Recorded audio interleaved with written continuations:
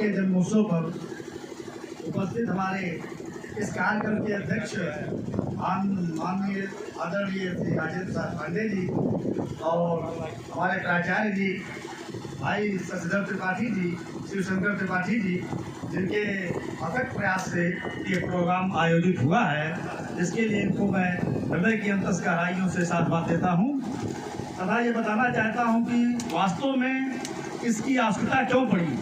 आप लोग कभी कल्पना कर सकते हैं कि कभी परशुराम जयंती मनाई गई थी क्या? नहीं मनाई गई थी। जब ब्राह्मणों को दबाया जाता है और ज़्यादा परेशान किया जाने लगा, ब्राह्मण अपनी क्षमता भूल गए, तो उनको जागृत करने के लिए इसकी आवश्यकता पड़ी। और 1% इस प्रदेश में राजभर हैं, लेकिन ओम प्रकाश राजभर हर पार्टी के नेता को गाली देता है, नेता बना रहता है। हमारे ब्राह्मणों का कोई ऐसा नेता नहीं है जो इस तरह से कोई बात कहे और सरकार उसको मान ले। ब्राह्मण सबसे ज्यादा सहनशील, सहिष्णु भी है, लेकिन अवसर पड़ने पर, अत्याचार होने पर वो भगवान परशुराम की तरह आवेशावतार लेकर परम क्रोधी भी बन जाता है। और 7 चीजों से ये पृथ्वी निकली हुई है। मनुस्मृति में एक श्लोक है, गोभिर विप्रैश्च वेदैश्चा सतीभिः सत्यवादिभिः अलब्धैर दानशीलैश्चा सप्तभिर धार्यते मही। 7 चीजों ने इस पृथ्वी को धारण कर रखा है। पहला है गाय, अगर गाय पृथ्वी पर नहीं होगी तो प्रलय हो जाएगी। दूसरा है ब्राह्मण, अगर ब्राह्मण पृथ्वी पर नहीं होगा तो प्रलय हो जाएगी। गोभिर विप्रैश्च वेदैश्चा, जिस दिन वेद समाप्त हो जाएगा पृथ्वी पर प्रलय हो जाएगी। और सती भी जब तक चरित्रवान और सुरक्षित स्त्रियां इस पृथ्वी पर हैं तब तक ये पृथ्वी रुकी हुई है। सती भी सत्यवाद भी, सत्य बोलने वाले जब तक हैं तब तक ये पृथ्वी रुकी हुई है। अलब्धैर दानशीलैश्चा, जिनको कोई लालच नहीं है और जो दानशील हैं इनके द्वारा ये पृथ्वी रुकी हुई है। इसमें ब्राह्मण और गाय का पहला और दूसरा स्थान है। ब्राह्मण, देखिए, ब्राह्मणोस्य मुखमासीद, ब्राह्मण जो है ब्रह्म के मुख से पैदा हुआ और मुख से ही अग्नि भी पैदा हुआ। मुखाद अग्नि न जाया, मुख, ब्राह्मण और अग्नि दोनों सगे भाई हैं, इसलिए ब्राह्मणों से जो विरोध करता है अग्नि उसको भस्म कर देती है। और ब्राह्मण यदि कहीं बिगड़ जावे, पानी में आग लगा जावे, इसलिए अग्नि उसका जो है सगा भाई है। ब्राह्मणों से द्रोह करके देखा, स्वयं भगवान कहते इंद्र वज्र मंत्र विशाला काल दंड हरिचक्र कराला, जो इनकर मारा नहीं मरई विप्र रोष पावक सो जरई। वो ब्राह्मण के क्रोध रूपी अग्नि में भस्म हो जाएगा।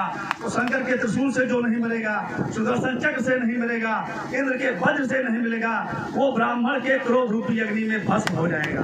तुलसीदास जी ने लिखा, मसक धंस बीते हिमत्रासा जिन द्रोह किए कुल नासा।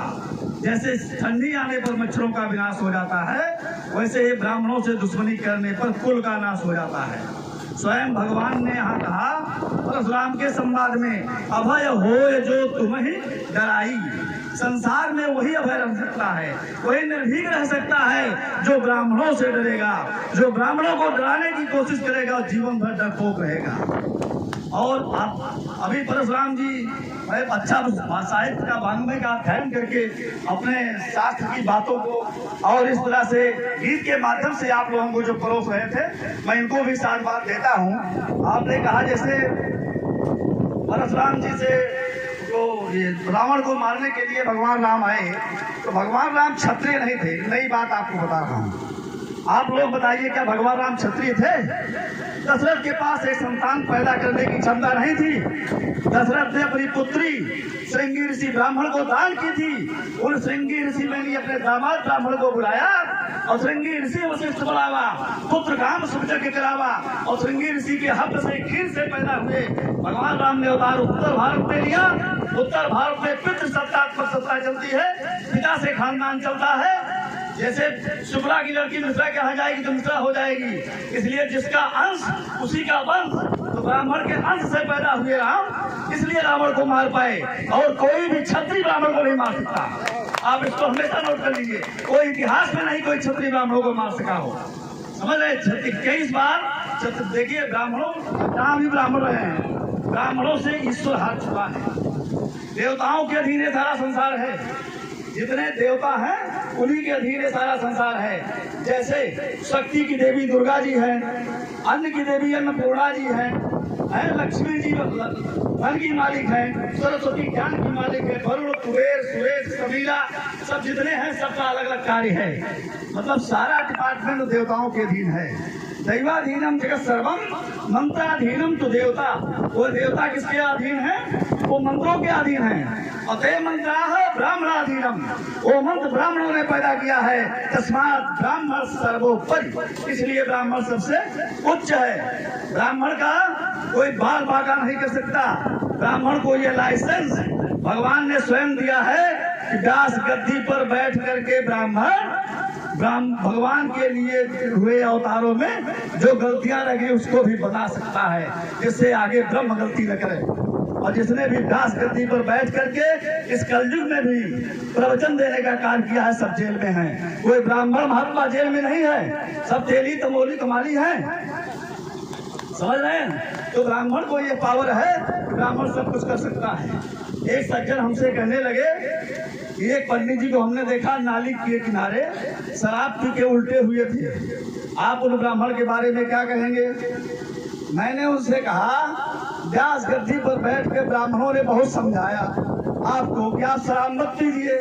अब वो प्रैक्टिकल करके दिखा रहे हैं कि अब आप यह दशा जब ब्राह्मण की हो सकती है तो आपकी क्या होगी, अब से मान जाइए। ब्राह्मण तो शराब पी के भी उपदेश दे रहा है, इसलिए ब्राह्मणों का कोई जोड़ नहीं है। तो अब सबसे बड़ी बात यह है, अभी किसी अन्य जात का प्रोग्राम होता तो बहुत लोग इकट्ठा होते हैं। बुद्धिमानों में संगठन बहुत कम होता है, बुद्धिमानों में संगठन कम होता है। ये संख्या हजारों में होनी चाहिए थी।